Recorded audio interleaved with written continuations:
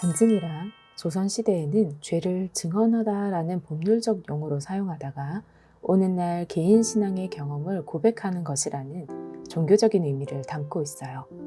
여러분, 교회에서 간증해 보신 적 있으신가요? 어떻게 간증하셨나요? 저도 간증한 경험이 있는데요. 우리의 간증은 어려움을 극복하고 성공한 경험을 위주로 이야기하죠. 하지만 이러한 간증은 하나님의 존재 여부가 나의 성공 여부에 따라 판단하는 얕은 신앙인이 될 위험성이 있어요. 그렇다면 우리의 간증은 어떻게 바뀌어야 할까요? 이번 영상은 성서번역가 이수정의 아름다운 간증인 신앙 고백문을 함께 나누어 볼게요. 이 신앙 고백문은 1883년 5월 도쿄에서 열린 제3회 전국 기독교도 대친목회에서 발표한 이수정의 신앙 고백문이고 큰 주목을 받았어요. 이후 일본 기독교 정기 간행물인 육합 잡지 제34호와 7일 잡지 8권 22호에 575자의 순한문으로 실렸어요. 다음은 한문을 한글로 쉽게 번역한 글이에요. 이 신앙 고백문을 소개할게요.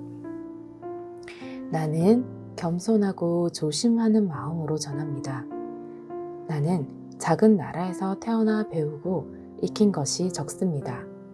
문명의 개화에 대해 몰랐다가 근래 일본으로 와서 성령의 인도하심으로 모든 성인의 후한 사랑을 받게 되었습니다. 첫 세례를 받아 기독교의 큰 도를 바라보게 됐지만 성서의 가르침에 이르기에는 아직 10,000분의 1도 감히 엿볼 수가 없었습니다. 금일 성회에 어찌 더욱 함부로 도리의 어두운 말을 펼칠 수 있을까요? 하지만 마음에 병이 들지도 모르기에 참고 있을 수 없어 모든 성인들의 가르침을 받고자 합니다. 부디 너그러이 용서하시고 우둔한 생각을 깨우쳐 준다면 큰 다행이겠습니다. 신약성서 요한복음 14장에 보니 예수께서 하신 말씀이 내가 아버지 안에 있고 아버지가 내 안에 있으며 너희가 내 안에 있고 내가 너희 안에 있다 라고 하셨는데 그 가르침이 밝히 드러날수록 뜻이 오묘합니다. 본문의 요지는 믿음에 이르는 관건이 되므로 배우는 자들이 깊이 연구하지 않을 수 없습니다. 예수께서도 이 가르침을 제일 중히 여기셔서 반복해서 자세히 설명하셨고 여러 선생님들도 밝히 깨달았을 줄 압니다. 저도 여기에 대해 정성을 다해 연구하며 예수께서 지극히 힘써 깨우쳐 주시어 이를 특별히 계시하셨음을 더욱더 깨닫게 되었습니다. 무릇 아버지가 내 안에 있고 내가 아버지 안에 있으며 내가 너희 안에 있고 너희가 내 안에 있다 라고 한 것은 하나님과 인간이 서로 통하는 이치를 말하며 믿음이 있으면 반드시 이루어진다는 것을 확증합니다. 예수께서 비유하여 이르시기를 내 아버지는 포도원 주인이요 나는 포도나무이며 너희는 가지라 하셨으니 그 이치는 쉽게 곧바로 이해하며 번거롭게 따져서 파고들지 않을 것이므로 제가 무슨 말로 다 밝힐 수 있겠습니까? 하지만 예수님 당시 사도들은 친히 이 지극한 가르침을 받아 여한이 없으나 오늘날과 성서가 쓰여진 세월이 오래 지나서 배우는 자가 마땅히 지켜야 할 도리에 투철하지 못하면 큰 믿음을 기대할 수 없을까 염려하는 바입니다. 대저 하나님과 인간이 서로 통하는 이치는 이와 같습니다. 비유하자면 등잔의 심지가 타지 않으면 빛이 없으니 등잔의 심지는 돌을 가리키며 돌을 따르려는 마음이 타서 믿음이 되며 불타는 마음은 하나님을 감동시킵니다. 그러므로 하나님의 감동은 믿는 마음으로부터 나오지 않고는 얻을 수 없습니다. 한갓 심지만 가지고는 등잔이 될 수 없기 때문에 불타지 않을 때는 끝내 빛을 볼 수 없으며 믿지 않고서는 끝내 구원을 얻을 수 없습니다. 단지 세례만 받고 남의 생각에 의지하면서 중심에 진실된 믿음이 없다면 성도가 될 수 없을 뿐 아니라 인간이 될 수 없을 것입니다. 만일 심지가 끝내 불사름을 받지 않으면 부서져 버릴 것이니 마치 소금이 그 짠맛을 잃으면 질발 피는 것과 같습니다. 하나님께서 하늘에 계심이 소리가 종이 있는 것 같이 치면 응하고 때리면 소리가 나는 것이니 종과 채가 다 구비되어 있더라도 각기 다른 곳에 달려 있다면 소리가 날 수 있겠습니까? 그러므로 큰 심지로 등잔이 타면 빛이 크고 조그만 채로 종을 치면 소리가 작으니 곧 많이 구하면 많이 얻고 작게 믿으면 작게 이룬다는 뜻이요. 오직 이루지 못함이 없다는 이치입니다. 만일 삼위일체의 가르침을 믿으면 곧 자기 몸이 삼위와 합하여 하나됨을 믿게 되나니 무릇 이로써 마음이 하나님의 전이 된다고 말하게 되고 그 믿는 마음에 역시 하나님이 계신다고 하겠습니다. 하나님께서 내 몸 안에 계시면 나 또한 하나님 몸 안에 있게 되나니 한결같은 마음으로 더할 나위가 없습니다. 하나님과 나 사이에 털 하나도 용납지 못할 것이며 위아래 사방에 있지 않고 우리가 움직이면 가만히 있고 말하면 침묵하는 중에 있을 것입니다.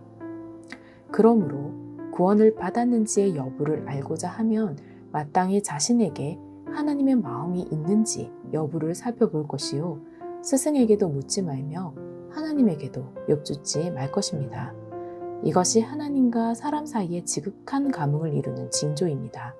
다만 이 뜻을 탐구하지 않더라도 하늘 위에 우리 아버지가 분명히 계시며 그리스도 안에 성령께서 분명히 계심을 확신하면 제사함을 얻고 반드시 천국에 이를 것은 의심할 바가 없습니다. 성령의 감화를 받아 마귀의 어리석을 받지 않고 어두운 구렁에 떨어지지 않는 것은 특별히 큰 은혜를 받은 것이지 기독교의 진리에 통달했는가의 여부와는 상관없는 것입니다. 만약 그렇지 않다면 불교의 가르침이 될 것이니 불교의 가르침은 깨닫지 못하면 부처가 될 수 없다고 합니다. 이는 공중에 사다리를 걸어두고 사람들로 하여금 뛰어오르게 하는 것입니다. 그러므로 거룩한 가르침과 어려움과 쉬움이 엄격히 달라 허와 실을 곧바로 판단할 수 있을 것입니다. 이와 같이 이수정은 요한복음 14장 아버지가 내 안에 있고 내가 아버지 안에 있다 라는 구절을 중심으로 신앙 고백문을 작성하고 있어요. 그는 세례를 받았다고 하여 무조건 구원에 이르는 것은 아니며 하나님 말씀이 중심이 된 인간이 하나님과 연합하여야만 구원의 단계에 이른다고 보았어요. 사도시대의 예수가 전한 하나님 말씀은 아주 오랜 세월이 지난 현 시대에 이해하려면 성경을 깊이 연구해야 오류가 없을 것임을 강조하고 있어요. 이수정이 인간의 믿음을 촛불과 등잔에 비유하였는데 하나님의 말씀이 인간 마음 중심에 타서 실행해야만 빛을 볼 수 있다고 말해요. 그는 하나님과 인간이 하나가 되는 이치를 잘 설명하였어요. 서양 사상은 철학에 근거하여서 신과 인간을 따로 구분하는 이원론 사상이지만 동양 사상은 신과 같은 존재가 되기 위해 고행하는 것이라 볼 수 있어요. 이수정은 신처럼 되기 위한 인간의 고행은 사다리를 공중에 걸어놓고 사람으로 뛰어오르라고 하는 것과 같다라고 말해요. 하지만 기독교는 인간이 하나님의 전이 되어 삼위일체 하나님과 하나가 되고 연합하여 구원의 길로 간다는 것에 차이가 있어요.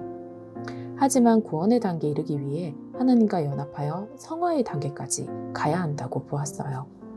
이 성화라는 말은 기독교 신앙 용어로 성도가 일생을 살면서 그의 신앙적 삶이 거룩하게 되어가는 과정이나 행위를 말해요. 이수정은 존 웨슬리가 창시한 감리교 신자였어요. 감리교의 성화교리는 인간의 의지와 하나님의 은총으로 하나님께 더 높은 수준으로 만나며 구원에 이른다는 완전한 실천을 이야기해요. 그가 성화교리에 대해 얼마나 높은 수준의 이해를 가지고 있는지 알 수 있어요. 이수정의 신앙고백문에 등장한 사도들의 전승, 신인 상감지리, 삼위일체, 구원, 삼위일체와의 병합, 하나님의 전, 사죄, 성령의 감화와 같은 신앙 용어를 입교한 지 7개월 된 평신도가 구사할 수 있었던 것은 그가 성서를 깊이 연구하고 기독교 저서들을 두루 연구하였기 때문이에요. 우리의 간증도 성공 여부 또는 개인 체험에만 머문 고백이 아니라 하나님 말씀에 근거하여 깊이 체화된 고백이라면 하나님을 사랑하고 이웃을 향해 선한 영향력을 발휘하는 그리스도인이 되지 않을까요? 이수정의 신앙 고백을 통해 우리의 신앙 고백을 돌아볼 수 있는 좋은 기회가 되길 바라요. 이수정의 신앙 고백문 원문은 아래 더보기에 티스토리를 링크해 둘게요.